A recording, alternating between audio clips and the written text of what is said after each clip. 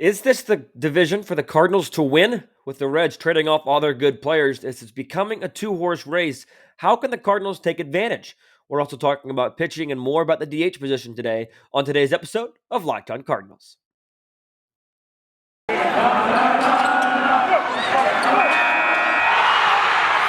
are Locked On Cardinals, your daily St. Louis Cardinals podcast, part of the Locked On Podcast Network, your team every day.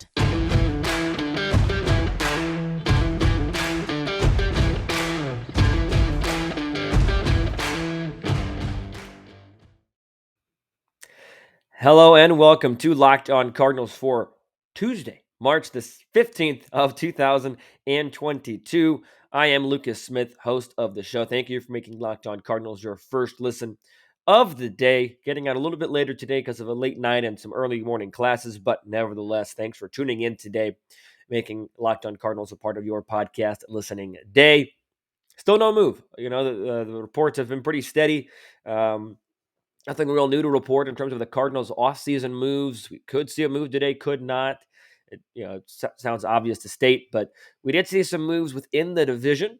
One that could have improved your team, could see some positive outcomes, and others that really show me that this division, at minimum, is up for the taking. And at most, you could say it's even the Cardinals to lose.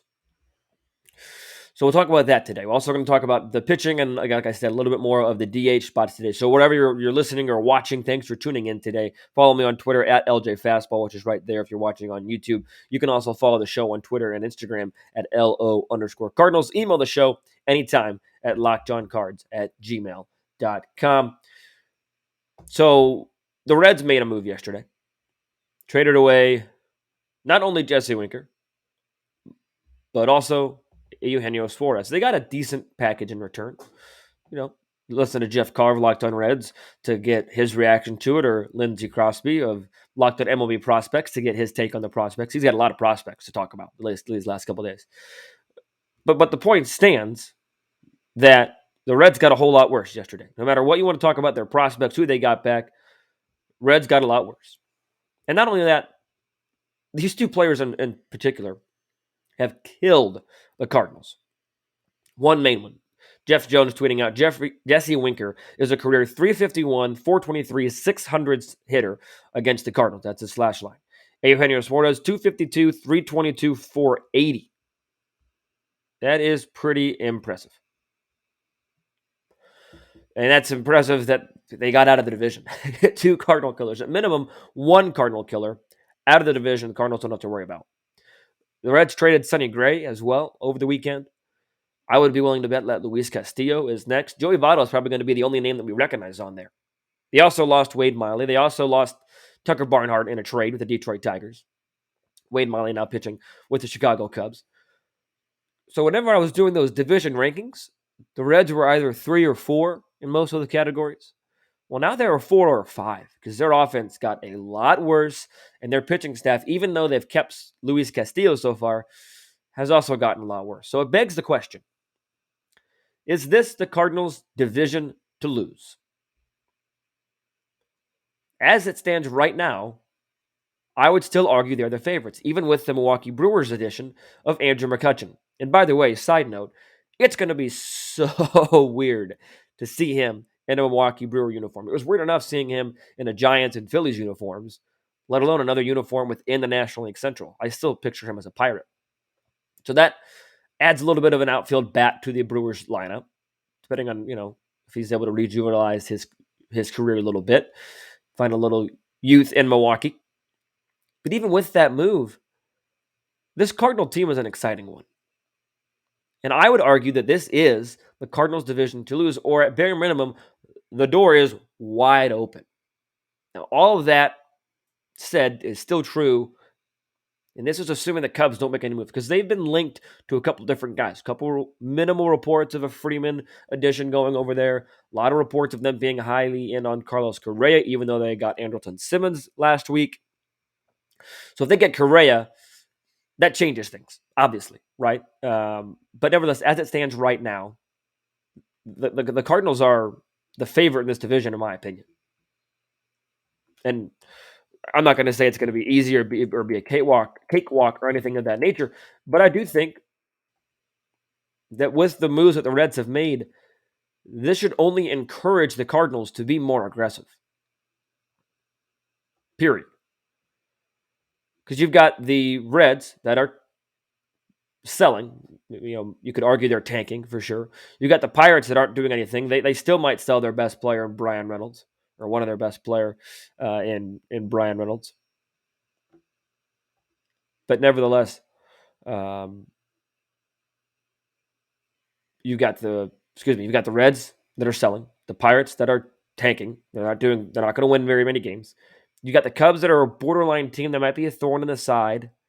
You got the Brewers that are awfully good. They've got the best rotation, in my opinion, in the division, arguably in all of baseball. You could put them up there with the Mets, with DeGrom, Scherzer, and the rest of the crew out there in New York. But offensively speaking, I think the Cardinals match the Brewers, if not better than Milwaukee, even with the addition of Andrew McCutchen to the Brewers. So that's where I say that the Reds doing this sale, you got the fire sale in Oakland that has begun, as Oakland traded Chris Bassett, and they traded Matt Olson to the Braves yesterday, and an extension was signed as well by Matt Olson. And you've got the fire sale going on in Cincinnati as well, trades I've already mentioned. So you've got the Reds that are selling. They're not going to compete. With all the selling going on, the Cardinals should be aggressive right now. Do they go? I'm not even going to pick which route they want to go. If they want to be aggressive and go get another reliever, if they want to be aggressive and go get a Kyle Schwarber, a Trevor Story, and Albert Pujols, great. But go be aggressive. Because the Central Division just got a whole lot worse. And it's probably going to get worse by the time spring training starts, and really might get worse by the time baseball starts for real on opening day on April 7th. Because I would be pretty certain that Luis Castillo is gone. I really would be. So be aggressive. Go take it. Oliver Marmol has been very open with the fact that his goal is a World Series championship. He's open about that. John Mozeliak was trying to tamper expectations, trying to say, hey, we're just trying to compete, be in October. I get it. But even if you're trying to compete and be in October, there are some holes on this team to fill. And this division is open. And I know the Brewers and the Cubs are saying the same thing right now. And I know that Vinny of Locked On Brewers and Andrew of Locked On Cubs are saying the same thing right now, to go make a move. I think Andrew did an episode on it yesterday too. This division is open. Why not go out there and take it? Yes, you could be comfortable right now, especially with the 12-team playoff. You could probably sit comfortable with this Cardinal team, and even if they don't win the division, you could be very comfortable with the fact that you have 6 spots within your league to make the playoffs. This team making the playoffs is not a success. That's the minimum expectation in my opinion. That's just me. So go out there and be aggressive. Put yourself in the conversation with the Dodgers. Put yourself in the conversation with the Braves, with the Mets. Put yourself in that conversation with the Giants even. Be aggressive. This division is open. I'm not saying that the Reds were going to win the division before these moves were made, but they were going to make it difficult to beat. They were going to be a difficult team to beat within this division. Especially when the Cardinals standpoint, when you have 2 Cardinal killers, especially Jesse Winker. He murdered the Cardinals. He had that 3-homer day at Busch Stadium last year as well. So it's really, really imperative, in my opinion, that the Cardinals are aggressive and go out and get somebody. They signed Zach McAllister to a deal. He could be some bullpen help, maybe. But I'm saying go get a Tepera. Go get a Chafin. Go get a Story. Go get a Schwarber. Go get a Pujols. Somebody. We'll talk about a couple of those names a little bit later on. But because this division is so wide open, why not be aggressive? If 2022 is your window to win, and if they think it's their year, prove it. Go out there and do it, or at least make an effort. Because I understand things don't always work out. I think the Rockies are trying to sign Chris Bryant. I'm not really sure how that's going to work out for them. And I don't really see the desire to go to Colorado, but that's just me. Paul Holden, Locked On Rockies, probably say differently. But be aggressive. I've said that a lot. I'll say it one more time. Be aggressive. Go out there, make a move, put yourself in the conversation with the World Series favorites. I talked about it yesterday, too. Any move from here on out needs to be a separating type move. Needs to be a move that, whoa, Cardinals mean business. So far, they've made depth moves, which aren't a bad thing. They're not a bad thing at all. Time to take that next step. That's my thoughts. Let me know if you think the division is as winnable as I think it is. Drop a comment in the YouTube section or YouTube comment section. DM me on Twitter at LJFastball. DM the show on Twitter, Instagram at LO_Cardinals. Let me know.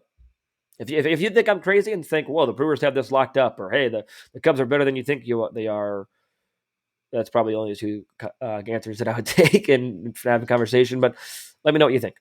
Okay, we're going to talk about some of that pitching depth. Some reports on Jordan Hicks, Alex Reyes have come out recently. So we'll talk about that coming up here in just a moment. But first, I've already talked about betting a little bit. And if I were a betting man, I would say that the Reds are not going to win the division. But if you want to be a betting man or a betting woman for the college basketball tournament, you can go to betonline.net for all the latest odds, contests, player props. BetOnline.net is the number one source for all your sports betting needs and info. It remains the best spot for all of your sports scores, podcasts, and news this season.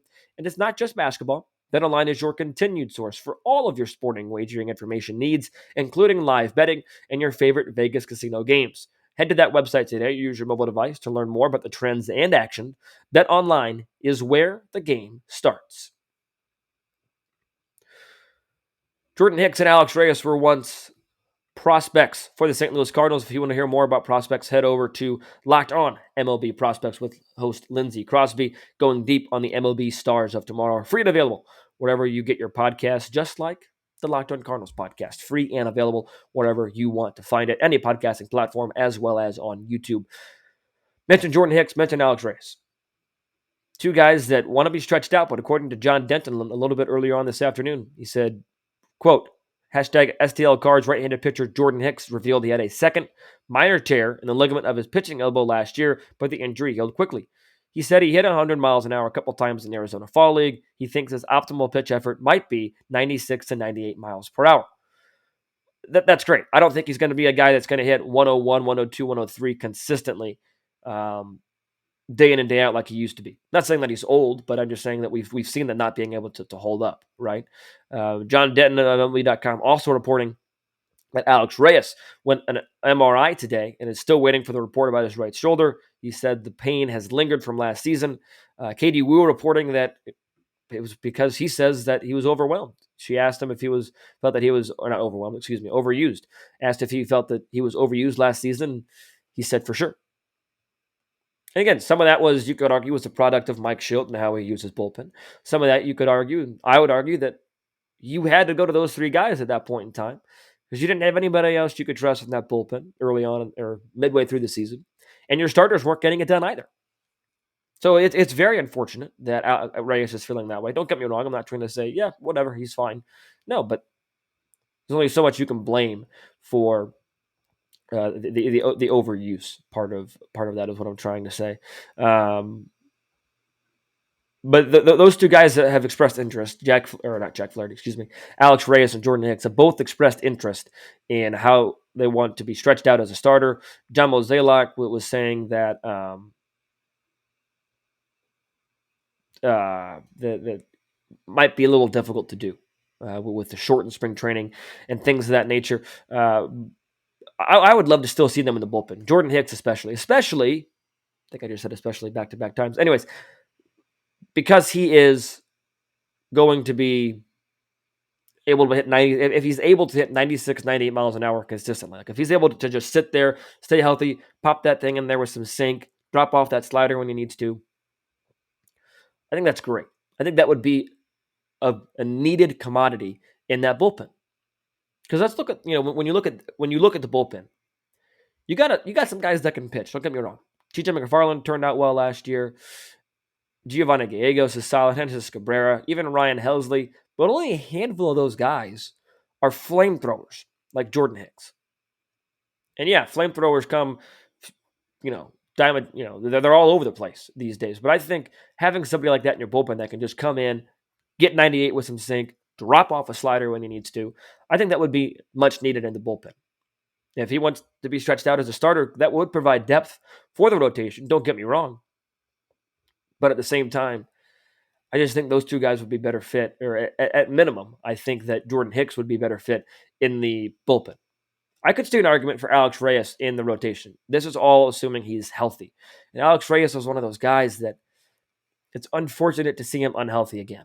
Because when he is right, he is must-watch television. Whether he's a starter or coming out of the bullpen, closing games, seventh inning, stretch man, whatever it is, he's must-watch television.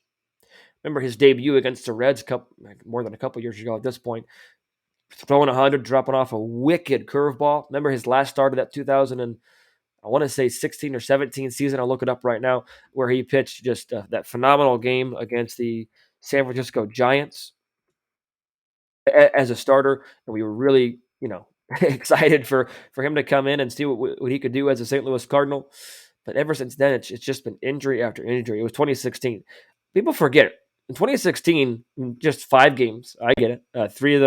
12 games, 5 starts, 46 overall innings. He was 4-1 with a 1.57. He struck out 52 batters in 46 innings, 46 innings. He was really good. He was one of the highly touted prospects of the St. Louis Cardinals system.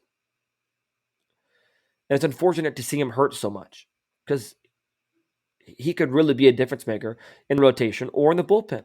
Because he had the short 2016 when he got called up late, didn't pitch in 2017 due to injury, pitched 4 innings in 2018 due to injury, pitched 3 innings at the major league level in 2019 due to injury, 19 2/3 of solid innings in 2020, and then 72 1/3 innings, pretty solid for the most part overall in 2021, including an all-star selection. But those two guys need to now. There's an argument. I'll say this. There's an argument to say that they need to be healthy for this bullpen to be successful. Healthy and pitch well, yes, but these two guys are electric. They could really add a lot to this bullpen if they're able to be who they're supposed to be. Because then you're not relying on a guy like Ryan Helsley or Cody Whitley, both guys who I'm very high on, but then you're not relying on them to be your top tier guys. It just lengthens the bullpen, right? And the depth moves that the Cardinals have made, I think, is because of what we saw in 2021. We saw the depth get tested, and we saw the depth fail, the failed test of the depth that the Cardinals thought they had. But we also have to remember it's not only the guys that we saw last year, it's the guys that we haven't seen yet at the major league level. Is Zach Thompson ready? Is Matthew Liberatore ready? You have all these guys that really could be ready that we just don't know yet. And if they're ready to be,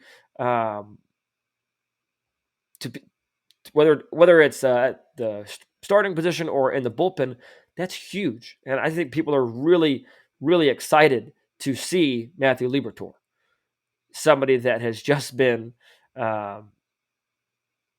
he's kind of been the guy that we've said for a couple years now that he needs to perform when that Randy Arozarena trade's a loss. I did an episode on this in the offseason saying that just because Liberatore was the guy that got traded doesn't mean the Cardinals have lost that Arozarena trade. I kind of went on at this point that because Arozarena got traded, it allowed Harrison Bader to take the reins in center field, and we saw last year that he was able to perform at a very high level, right? So I understand the desire to get Liberatore up, but I'm not rushing Liberatore at all. I'm really not. So you have some options if the guys that we haven't seen yet are able to develop at the rate that they're supposed to, right? Because pitching depth is something that's going to be tested. That's what we talk about often in spring training. That's what we talked about often last year. That hey, the Cardinals aren't really, that they don't really have a lot of depth. That's what the moves they've made so far. And I keep making this point, and I'll continue to make this point until they make a big move or until all the big moves have been made, that they need to make a big splash move now because the depth moves that they have made, I'm happy with. That's great. Make a big move. But going just to finish the point on Reyes and Hicks, I understand the desire to be a starter. I do. You get in your routine. It's not, the less variables in play. You can feel a little freedom because you're going to go 5, 6, 7 innings. I think being a starter might honestly help Alex Reyes. But I think this year, bullpen should be their go-to. If they want to be a long reliever, fine. If they be a spot starter, fine. But their main role needs to be getting innings out of the bullpen, in my opinion. Let me know what you guys think as well. So we'll finish up once again by talking about the DH position and seeing what the Cardinals could do to spend some money there, as well as see what internal options they have. Go a little bit deeper on those. Before we get to the DH, I do want to talk to you guys about Built Bar, the protein bar that tastes like a candy bar. Every single one of these bars are covered 100% in chocolate, including the puffs. If you have not tried a Built Bar Puffs, you're missing out on one of Built Bar's best tasting bars. Puffs are the first ever protein-infused marshmallow. You heard that right. They're fluffy, they're marshmallowy. They're not just a protein bar, they're a treat covered 100% in real chocolate, just like every single Built Bar out there. And you can replace your candy bars with these. That's what makes them so wonderful, because most candy bars have 240 calories, 30 grams of sugar, dozens of net carbs. Built Bars have 130 calories, 4 grams of sugar, 4 net carbs, 17 grams of protein, and 100% chocolate coverage. You can choose from a wide variety of flavors, from mint brownie, coconut, double chocolate, and many, many more. Head over to built.com now to see your choice of flavors. You can also enter the promo code LOCKED15, LOCKED15, to get 15% off your order. Use promo code LOCKED15 for 15% off at built.com. The DH position is one that is interesting for the Cardinals, because I've said all offseason that the money needs to go to the pitching. Okay, they need to go to the bullpen. You could argue starting rotation, but I've always said the entire offseason needs to go to the bullpen. And I'm still of that mindset for the most part. There has been money spent on the bullpen. Yes, minor depth pieces, not minor leaguers, but minor depth pieces. So I understand that. You would like to see maybe a little bit more of a high leverage guy. But I forget where I saw it on Twitter, but the person made a great point, so I forget to credit you. So if it's you, feel free to comment as well, saying that sometimes the high leverage guys that the Cardinals have signed haven't turned out great. Greg Holland, Brett Cecil, Andrew Miller, and the guys that the Cardinals have gotten for relatively cheap have worked out great. Sungwon Oh, Giovanni Gallegos was relatively cheap, not necessarily a high money arm. TJ McFarland, Luis Garcia. So there's a point to be had that maybe these depth pieces, that's what to rely on out of the bullpen. Yes, you have your top tier guys, right? That are not necessarily privy to that rule. Your Kelly Jansons of the world, your Aroldis Chapmans of the world, for the most part, have been dominant for a long period of time with few areas of struggle. But it's a good point that maybe the money that they spent on the bullpen is enough at this point. And if you want to improve the offense, then improve it at the DH position. Because Nolan Gorman, to me, should have every crack at the DH spot if they don't make a signing. And I think an intriguing option for the Cardinals. And I'm not sure they're going to do it because of what they've said about Nolan Gorman and what they want to do with his playing time. But I've said I think an intriguing option for the Cardinals is to platoon Nolan Gorman and Albert Pujols. I think you could do that. I think that what could happen is you could see Albert Pujols be signed with the Cardinals. He'll be your DH against left-handed pitching. Maybe every once in a while against a righty. But then Nolan Gorman is your starting designated hitter, unless you're facing a left-handed pitcher, because he struggled against left-handed pitching at the minor league level for long periods of time, and he also struggles adjusting. He has slow starts at most levels and then turns it on. So there's an argument to be had, there's a thought to be had, where you say, okay, let's sign Albert. You get the nostalgia, you get him one last chance with Molina, Wainwright, go out for a championship, okay? And then you say, okay, we're going to bet against lefties because you mashed left-handed pitching last year. But Nolan Gorman was going to be our full-time DH against right-handed pitching, unless he struggles. But then that allows Nolan Gorman to adjust to the major leagues at a little bit of a slower pace and still get reps at the major league level. So he's not just thrown in there, and there's a less likelihood, in my opinion, of him just struggling for forever, right? And then getting it later on. And then now he is able to get his feet wet, get major league reps, learn from Albert as well. He'd be a great mentor. You could also look at Juan Yepes as a DH option. That would be If he's able to put up the numbers this spring or impress the coaches this spring, he was awfully impressive at the minor league level last year, especially to end the year. So, but even though with the point I'm making on Albert and Gorman, that still begs the question that I asked yesterday. Does signing Albert Pujols make this team a World Series contender? Does signing Albert Pujols make this team that much better? Right? There's definitely an argument to that, because then also when Albert is your DH, you have left-handed hitting Nolan Gorman off your bench. And what else do the Cardinals need? They need a left-handed power threat off the bench. That would fulfill a need, twofold. I think that's a very intriguing thought and argument to have, and a good discussion to have, especially if I'm the St. Louis Cardinals and thinking, okay, how do I want to fulfill these different needs that I have? How do I want to spend the rest of the money that I have? And things of that nature. I think it could work. However, I would also be fine with them going after a Kyle Schwarber and saying, Gorman, a one-year deal for Schwarber, if he's willing to accept that, and say, Gorman, spend your time in the minor leagues. We'll call you up if we need you, right? Or have Gorman be the bench bat off the bench. But they've said that they're going to call Gorman up when they want him to play. And that's my understanding of what they've said.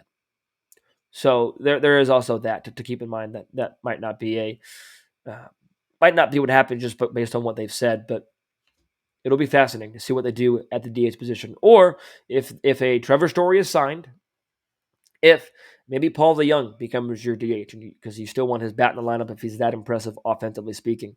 But John Mozeliak, like I said multiple times, we like our team. He's going to continue to monitor the situation with free agents, look at the market, but he has said multiple times that he likes his team and that they as a Cardinal organization like their team. And there's no reason not to. There are holes. There's holes in every team.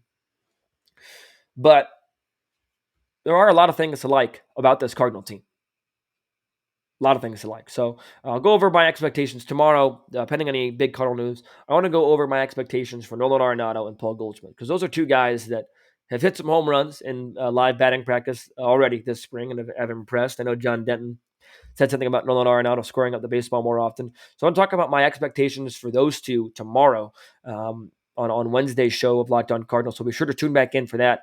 And as always, if you want any question answered on the show, if I get a lot, I'll turn it into a mailbag. But if you want any question answered on the show, you can DM me at LJ Fastball. You can comment on the YouTube. I'll try and get to those as well. You can email lockedoncards@gmail.com. You can DM the show on Twitter or Instagram at LO_Cardinals. Once again, thank you for making Locked On Cardinals your first listen of the day. Once again, be sure to tune back in tomorrow when I'm talking about Nolan Arenado and Paul Goldschmidt. Now make your second listen of the day Locked On MLB with Paul Francis Sullivan, but please call him Sully, as he brings you his unique perspective on the major leagues past and present, free and available wherever you get your podcasts, just like this podcast is. And Sully has had a lot of episodes out this week. I think he's already got 3 or 4 already, so be sure to tune into Locked On MLB. But until I talk to you guys the next time, be sure to stay safe, stay well, and have a fantastic rest of your day.